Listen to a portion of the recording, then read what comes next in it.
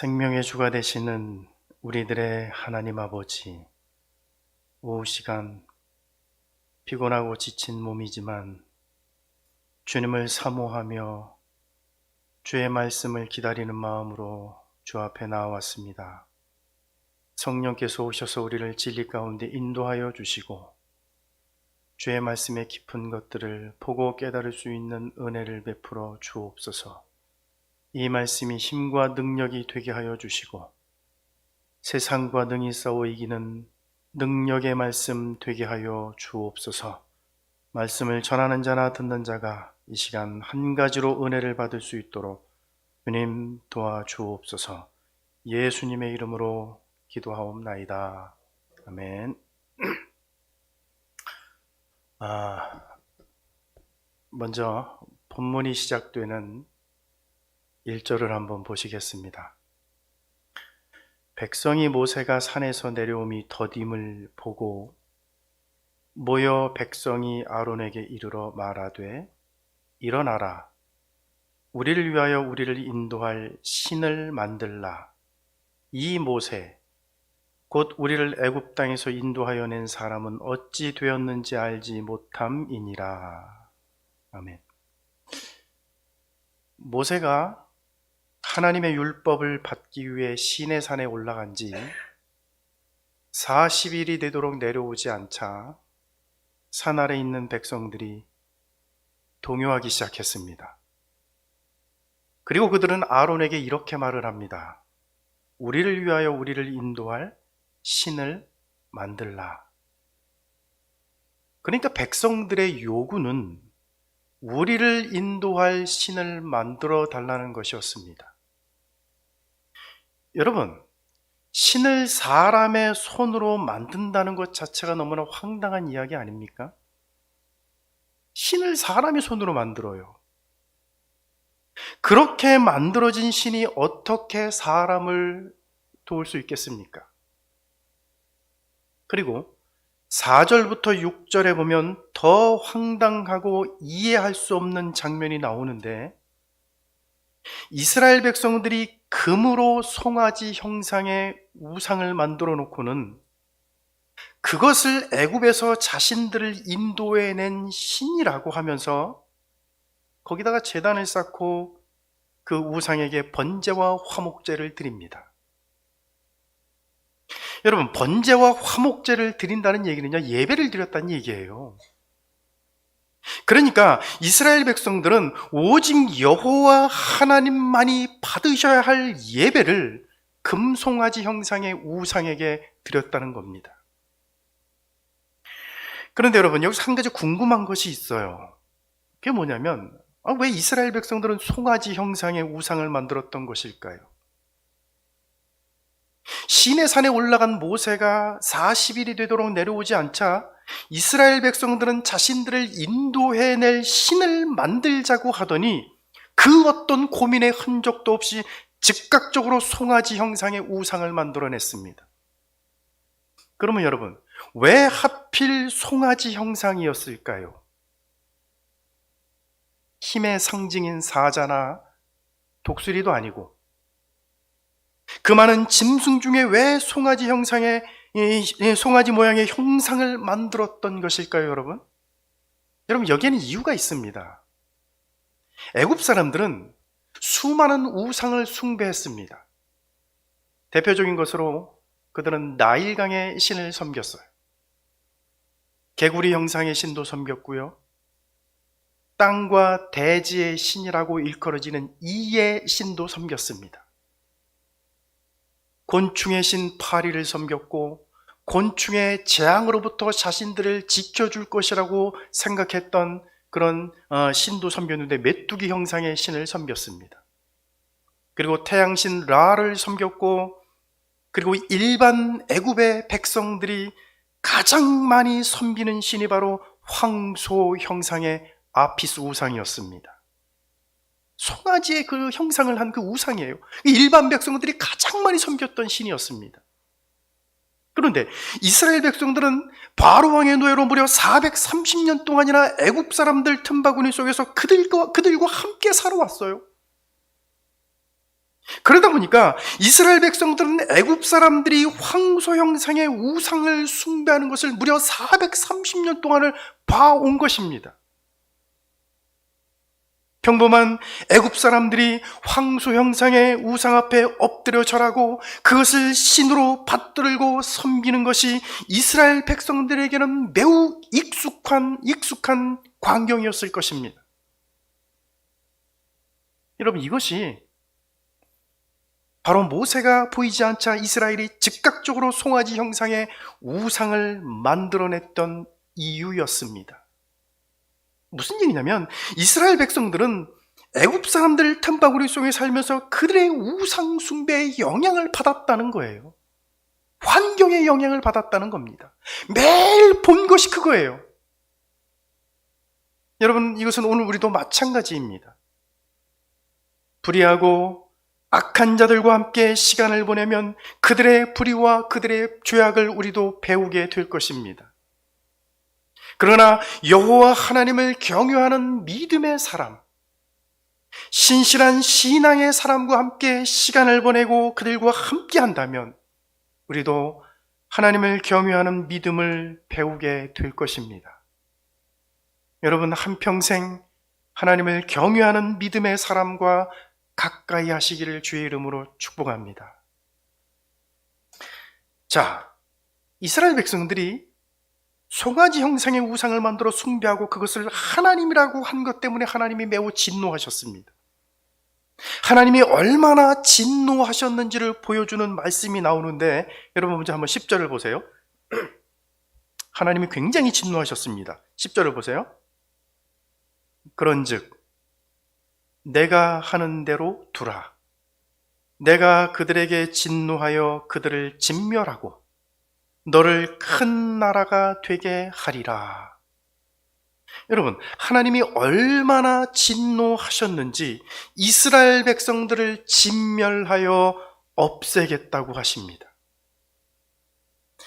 여러분, 신구약을 통틀어서 하나님이 제일 싫어하는 것, 하나님을 가장 진노하게 하는 것 하나만 꼽으라면 여러분, 그것이 무엇일까요? 우상 숭배입니다. 하나님이 싫어하는 죄악들이 여러 가지가 있지만 신구약을 통틀어서 하나님이 가장 미워하시는 것 하나만 꼽으라면 그것은 바로 우상 숭배예요. 여러분, 구약의 열왕기에 보면 하나님을 버리고 바알과 아스타롯을 섬긴 북이스라엘의 왕들에게 하나님이 진노하셔서 그들을 멸망시키는 이야기가 나옵니다. 반대로 하나님을 잘 섬긴 남쪽 유다 왕들을 축복하시는 이야기가 나오는데 여러분, 그게 열왕기서 아닙니까? 그리고 여러분, 10계명 제1계명과 2계명도 우상을 숭배하지 말라는 말씀이에요. 심지어는 우상의 영매가 되는 무당과 점쟁이는 죽이라고까지 할 만큼 하나님은 우상을 미워하십니다.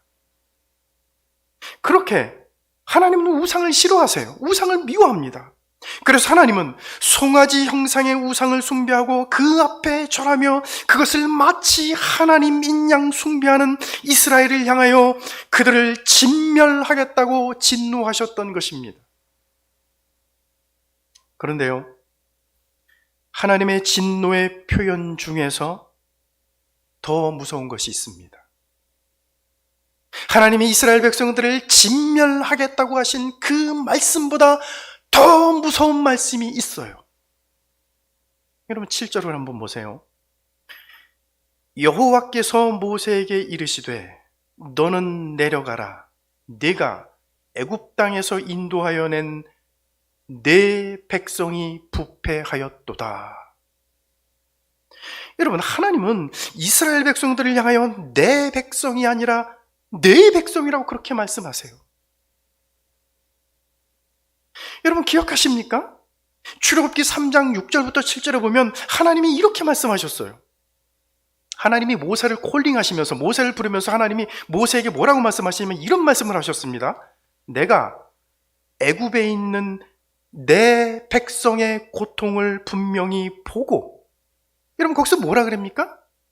내가 애굽에 있는 내 백성의 고통을 분명히 보고 그들이 그들의 감독자로 말미암아 부르짖음을 듣고 그 근심을 알고 그들을 그 땅에서 인도하여 내겠다.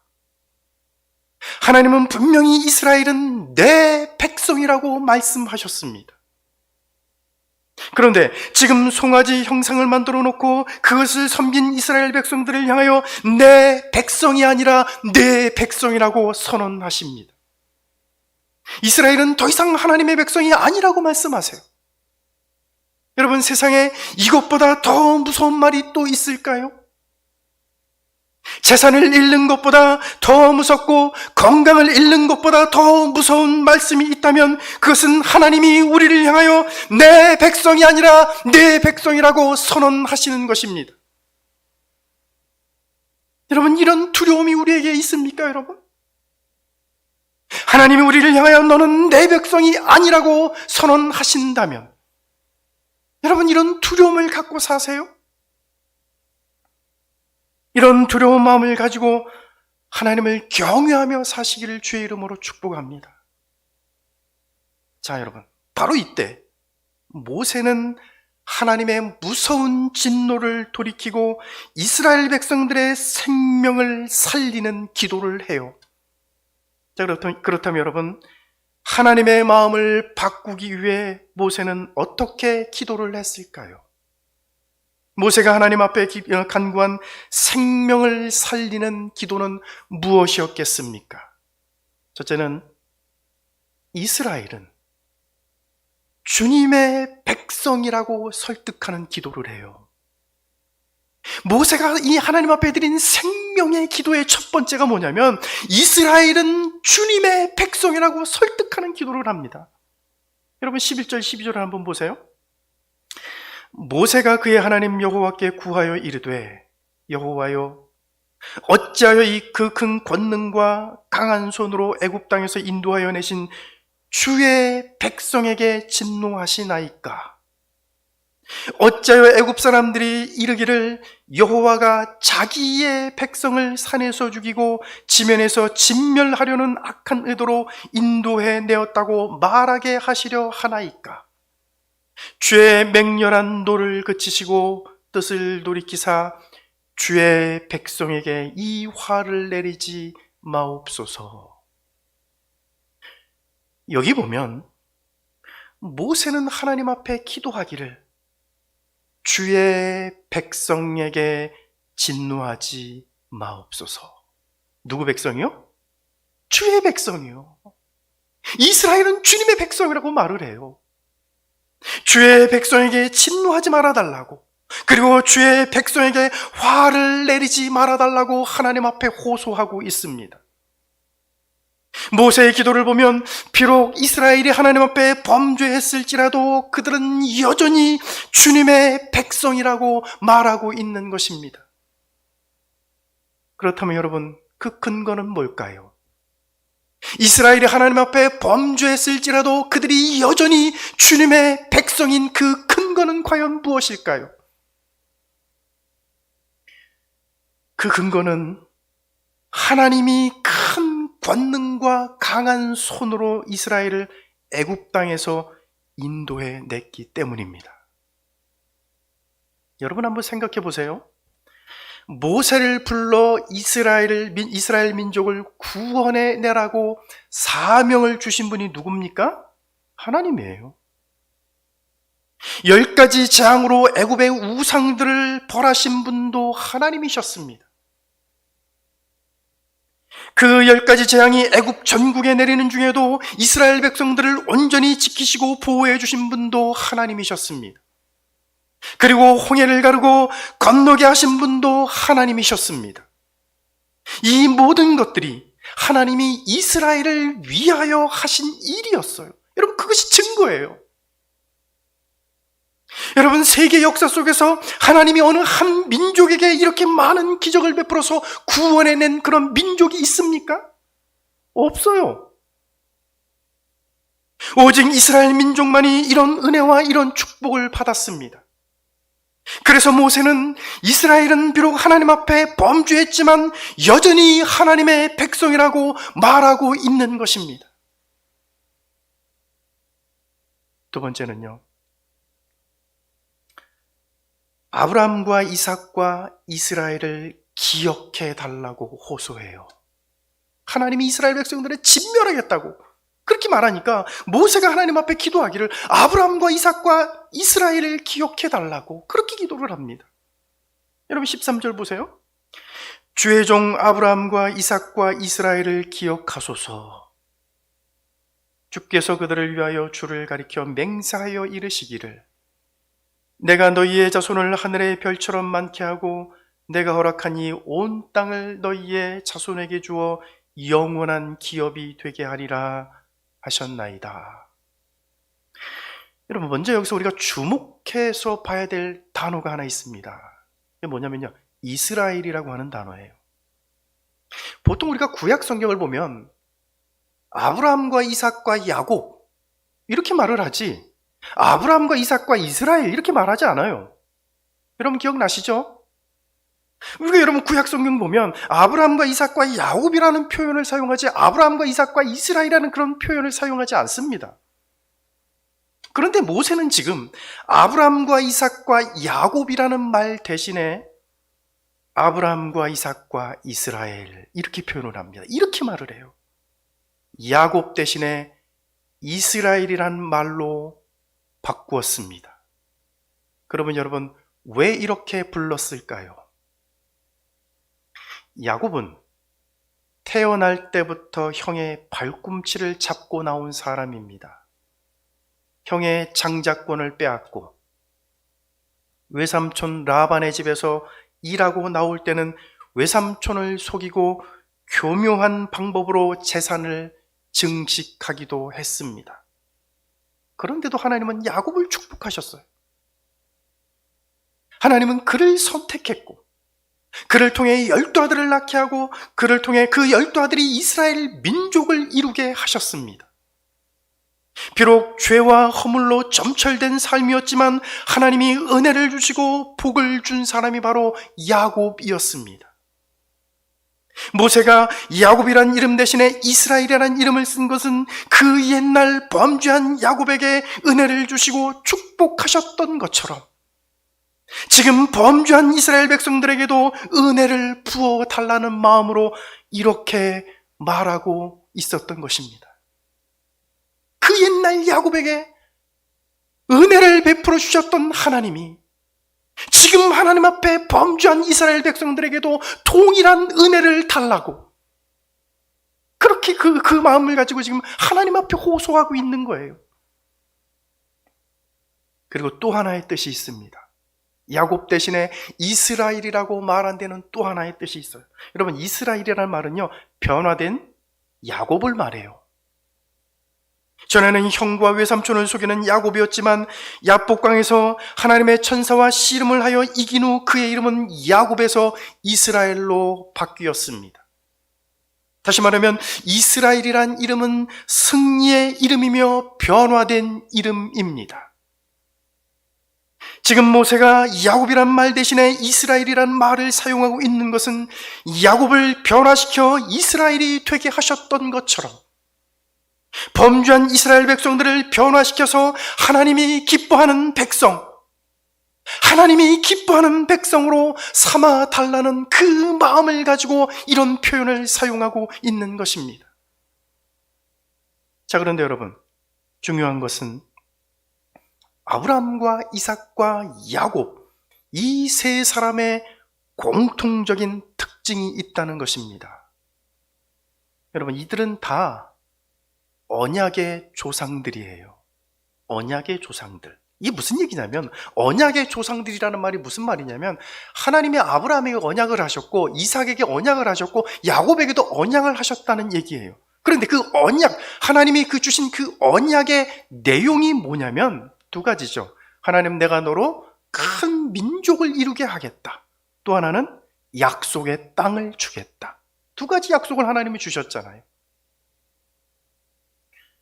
그런데 여러분 지금 하나님이 송아지 우상을 만들어 놓고 그것을 숭배한 이스라엘 백성들을 진노하셔서 하나님이 말씀하신 대로 다 진멸하여 여기서 죽이신다면 하나님의 언약은 지켜지지 못합니다. 하나님이 아브라함에게 약속하신 그 약속은 지킬 수가 없어요. 하나님이 이삭에게 약속하신 그 약속을 지킬 수 없습니다. 하나님이 야곱과 약속하신 그 약속은 지킬 수가 없게 되는 것입니다. 하나님의 신실하심과 언약을 지키시는 하나님의 이름과 그 명성에 치명타를 입게 되는 것입니다. 그렇게 된다면 모세가 말한 대로 세상 사람들의 입에서 여호와가 자기 백성을 산에서 죽이고 지면에서 진멸하려고 인도하여 내었다는 말이 세상 사람들의 입에서 나오게 될 것입니다. 여러분, 이것이 무슨 말인지 아십니까, 여러분? 세상에 자기 백성을 구원하기 위해, 자기 백성을 죽이기 위해 구원하는 신은 없습니다. 그런 신이 있다면 그 신은 선한 신이 아니라 악한 신이에요. 만약 하나님이 이스라엘 백성들에게 진노하셔서 그들을 다 죽이신다면 세상 사람들에게 하나님은 선하신 분이 아니라 악한 신으로 인식되게 될 것입니다. 모세는 그것이 염려스러웠던 거예요. 하나님, 세상 사람들이 하나님이 이스라엘 백성들을 여기서 진멸하여 죽이신다면 세상 사람들의 눈에 하나님은 선하신 하나님이 아니라 악한 신이 될 것입니다. 자기 백성을 여기서 죽이려고 인도하여 낸 그런 신이 되고 말 것입니다. 모세는 그것을 염려했던 것입니다. 결국 이스라엘을 살려달라는 기도는 하나님의 신실하심과 하나님의 빛나는 명성을 세상 사람들이 오해하지 않도록 해달라는 기도였습니다. 즉 하나님의 영광을 위하여 이스라엘을 살려달라고 했던 것입니다. 그렇다면 여러분, 오늘 우리의 기도는 어떻습니까?